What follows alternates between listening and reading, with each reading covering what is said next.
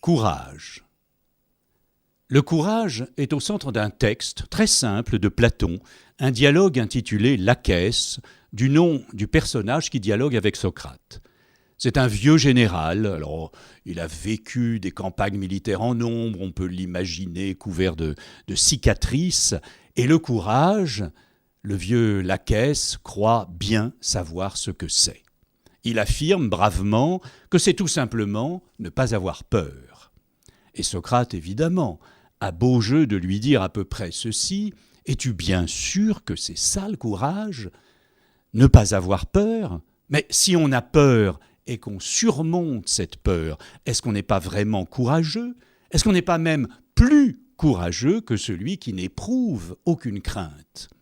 Et on imagine, et Platon l'a décrit très bien, la colère qui s'empare de ce vieux général qui croyait savoir et auquel Socrate fait prendre conscience qu'il ne sait même pas, lui le général, ce qu'il croyait connaître à propos du courage.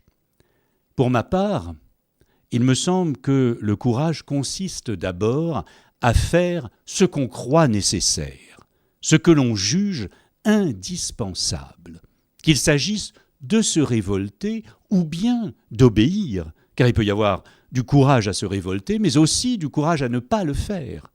Il peut y avoir du courage à tuer, comme du courage à ne pas tuer. Il peut y avoir du courage à voler, comme du courage à ne pas voler.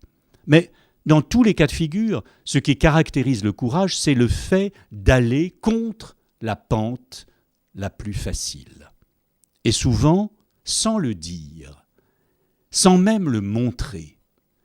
Car il y a souvent dans le courage une pudeur qui oblige à se taire, ce qui est probablement ce que le courage peut avoir de plus respectable, de plus émouvant. Les vrais héros, personne ne les connaît.